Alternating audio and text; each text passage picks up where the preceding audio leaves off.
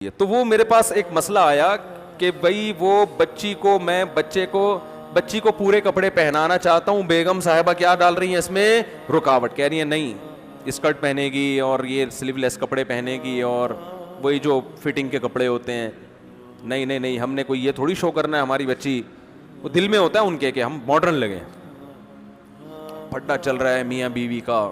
میرے پاس کیس آیا تو بیگم صاحبہ میاں سے کہہ رہی ہیں کہ میں مولویوں کو نہیں مانتی, میں مولاناؤں کو نہیں مانتی. اور اللہ اس خاتون کو ہدایت دے, بالآخر یہاں تک آ اس نے کہا بھی یہ مولویوں کا مسئلہ ہی نہیں, یہ اسلام کا مسئلہ ہے. یہ کس کا مسئلہ ہے؟ یہ اسلام کا ہے. بالآخر وہ کہنے لگی میں تمہارے اسلام کو نہیں مانتی. یہ بھی آج کل جرت اور دلیری پیدا ہو رہی ہے. تو میں نے اس آدمی سے کہا, میں نے کہا اب تو مسئلہ ہی حل ہو گیا. اب کیا ہو گیا مسئلہ؟ اچھا وہ بار بار وہ ویمن رائٹس سے بڑی متاثر تھیں کہ پاکستان دقیانوس ملک, سعودی عرب دقیانوس, اصل آزادی عورت کو کہاں ہے؟ یورپ میں, امریکہ میں وہ ہیں. یہ تو ایسے ہی تم مولویوں کے ساتھ اٹھتے بیٹھتے ہو, تمہاری حرکتیں ہو گئیں. میں نے بہت سمجھایا, میں نے کہا اگر آپ اپنے بچی کو شوہر اللہ کے کہنے پہ نہیں, تو شوہر کا بھی تو کچھ حق ہے نا. وہ آپ کو گھر دیا ہوا ہے, رینٹ دے رہا ہے, وہ خرچہ دے رہا ہے آپ کو, وفا کر رہا ہے آپ کے ساتھ. تو اگر وہ اتنی اس کی خاطر تھوڑی سی قربانی دے لو تو کیا جا رہا ہے؟ نہیں جی میں ایسے اسلام کو, بالآخر یہاں تک ان کے جب لفظ آئے نا کہ میں ایسے اسلام کو نہیں مانتی, تو میں غصہ نہیں ہوا. میں نے شوہر سے کہا مسئلہ ہی حل ہو گیا بھائی, اب تو لائف کو انجوائے کرو. ٹھیک ہے, میں نے کہا یہ اس ٹائپ کے اسلام کو نہیں مانتی, یہ وہ والا اسلام مانتی ہیں جو امریکہ اور یورپ میں چل رہا ہے, اس ٹائپ کا جو لبرلزم ہے نا. میں نے کہا اس ٹائپ کے اسلام میں گرل فرینڈ بوائے فرینڈ ہیں, میاں بیوی کا سیٹ اپ بہت دیر سے ہوتا ہے, 40 45 50 سال کے بعد. اور آپ ابھی ینگ ہیں تو آپ نے جلدی شادی کی ہے, تو آپ کو یہ رائٹ ہے کہ آپ اس خاتون کو کیا کر دیں, چھوڑ دیں. آپ اس کو آپ کہہ سکتے ہیں کیسے الٹے الٹے مشورے دے رہا ہوں مجھے پتہ ہے نہیں چھوڑیں گے اتنے آرام سے. میں نے کہا کہ محترمہ سے میں نے اس کے میاں سے کہا کہ اس محترمہ کو کہیں کہ آپ جو پیڑے کھا رہی ہو نا اس گھر میں بیٹھ کے, یہ ان کا والا اسلام ہے جس کی وجہ سے یہ پیڑے مل رہے ہیں.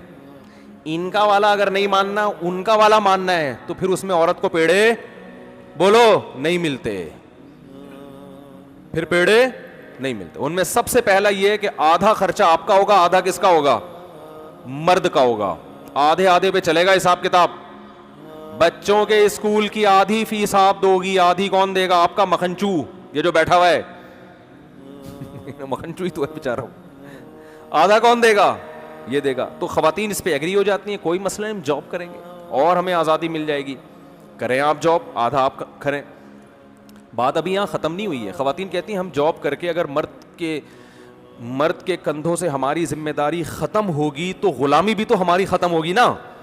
یعنی اس کو بڑا اپریشیٹ کیا جاتا ہے, بھائی عورتیں جاب کریں, وہ کمائیں اپنا, تاکہ مردوں کی جو غلامی میں ہم جکڑے ہوئے ہیں اس غلامی سے ہم کیا نکل جائیں, آزاد ہو جائیں. حالانکہ یہ غلامی نہیں ہے, ماتحت ہونا الگ چیز ہے, غلام ہونا الگ چیز. آپ جب جاب کرو گی تو اس باس کی بھی تو غلام بنو گی آپ, وہ کوئی کمپنی کا باپ تھوڑی بنا دے گا آپ کو. وہاں پہ وہاں آپ جس ٹائم آپ نے جاب کرنی ہے اس ٹائم آپ باس کی مرضی کے خلاف چل کے تو دکھاؤ. آپ باس جو آپ کا کچھ نہیں لگتا, اس کی غلامی آزادی ہے, اور یہ آپ کا مکھنچو میاں جس سے آپ کی اولاد ہو رہی ہے, جس کی رضا میں جنت ہے, جس کی وجہ سے آپ کی ماں اس کی ساس بن گئی, اس کی بہنیں آپ کی نندے بن گئیں, آپ کے بھائی اس کے بردر ان لا بن گئے, جو ایک رشتہ وجود میں آ گیا.